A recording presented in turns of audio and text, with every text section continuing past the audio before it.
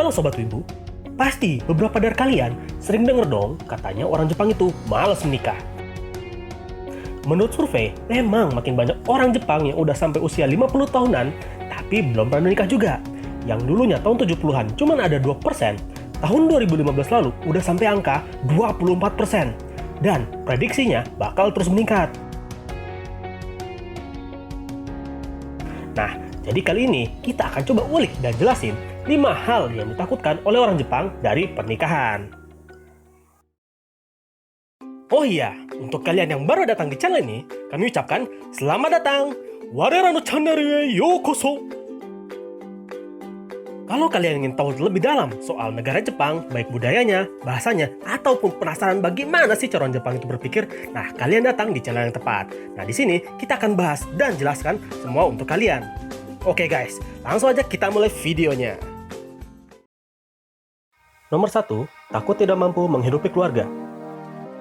Menurut survei pada tahun 2020, rata-rata kebutuhan hidup satu keluarga per bulan itu 35 juta. Sementara rata-rata penghasilan pria dalam satu bulan itu 40 juta. Jadi selisihnya ya nggak banyak ya. Makanya banyak cowok di sana yang agak kurang pede buat ngajak ceweknya nikah karena masih merasa penghasilannya pas-pasan. Ditambah, para cewek juga jadi punya kriteria tersendiri buat cari calon suami dengan penghasilan per bulan ya seenggaknya 50 sampai 60 juta. Jadi, orang Jepang itu betul-betul perhitungan guys. Udah gitu, realistis dan detail banget kalau ngerjain sesuatu. Nah, kalian yang pernah kerja bareng sama orang Jepang pasti pernah ngalamin. Kalau lagi bahas deadline, itu mereka bakal minta kita buat nentuin jam berapa pekerjaan itu harus selesai walaupun targetnya itu masih bulan depan. Baik pekerjaan maupun kehidupan mereka, ya seperti itu.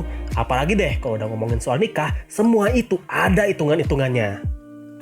Intinya nih, kalau pernikahan tersebut nggak masuk hitung-hitungan mereka, mereka akan cenderung menunda semuanya sampai betul-betul siap. Nah, ujung-ujungnya mereka bisa-bisa nggak nikah deh sampai tua. Nah loh, kalian gimana nih guys? Apakah kalian akan tetap menikah walaupun dengan uang seadanya? Tulis jawaban kalian di kolom komentar ya guys. Nomor 2, takut melahirkan.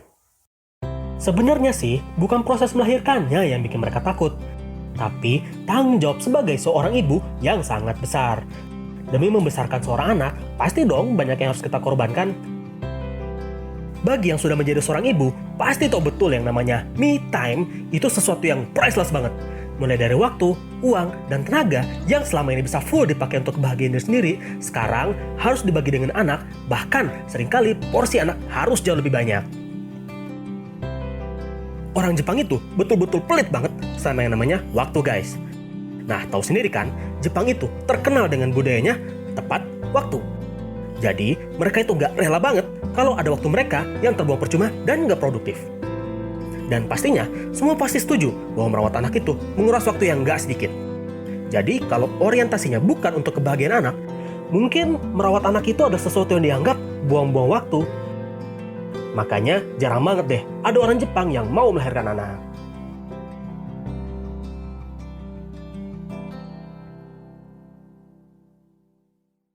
Nomor 3, takut kehilangan karir.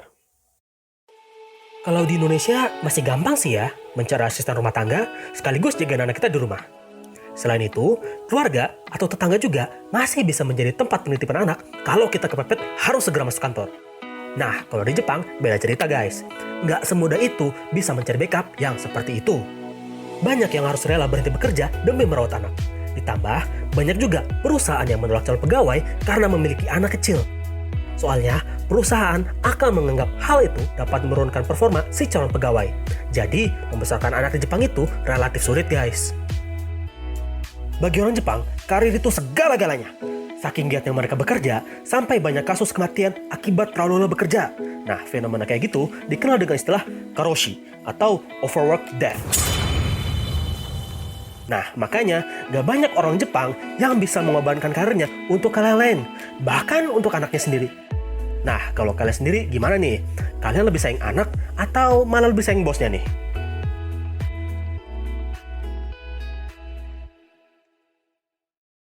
Nomor 4, takut menyesal. Kalian tahu nggak sih? Menurut survei, 53% cewek di Jepang katanya menyesal setelah menikah. Mereka biasanya bilang, salah pilih pasangan. Dan kalau ditanya, andaikan kamu bisa terlahir kembali, apakah kamu akan memilih pasangan yang sama?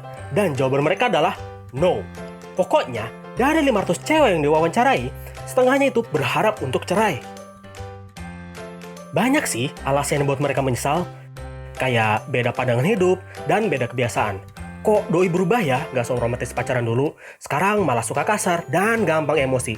Ada juga yang dulunya alim dan jaim, baru ketahuan belangnya setelah menikah. Justru setelah menikah, banyak wanita yang merasa kehilangan sosok pria yang dicintainya selama ini. Intinya adalah, realitas dunia pernikahan itu terlalu jauh dari ekspektasi. Jadi, daripada mempertaruhkan sisa hidup untuk pernikahan yang belum tentu sukses dan malah menyesal di masa depan, mending digunakan untuk mengejar impian dan pencapaian diri kan? Tapi, apa mereka nggak nyesel ya milih hidup sendiri? So, buat kalian yang udah nikah dan pernikahan kalian nggak seindah imajinasi kalian, nah gimana nih, kalian nyesel nggak?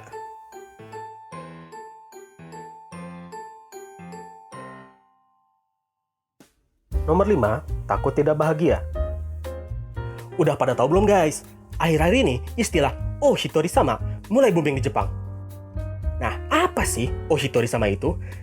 Kalau dalam bahasa Indonesia, itu artinya tuan penyendiri. Kalau makan sendiri ya mungkin udah biasa kali ya. Toh udah banyak juga restoran yang punya konsep makan sendiri. Tapi kalau karaoke sendirian, terus naik wahana sendirian, nah yang kayak gitu tuh yang betul-betul pantas disebut sebagai Jonas. Maksudnya tuan penyendiri.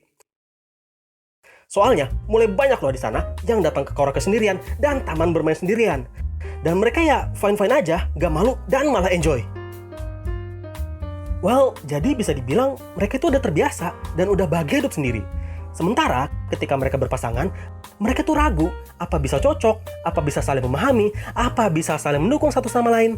Ditambah, banyak yang ketiga udah sampai usia tua, malah dikirim ke panti jompo sama anaknya yang udah mereka rawat dari kecil.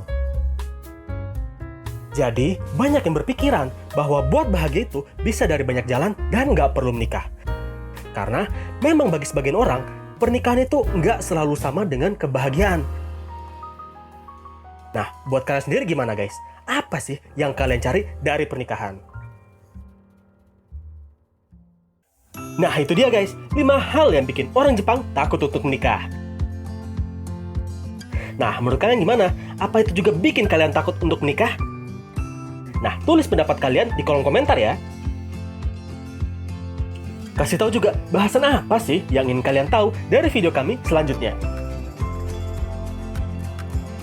Like kalau kalian suka video ini atau dislike kalau malah sebaliknya. Jangan lupa subscribe dan nyalain lonceng notifikasinya supaya kalian bisa dapat terus informasi menarik seputar Jepang yang belum pernah kalian ketahui sebelumnya.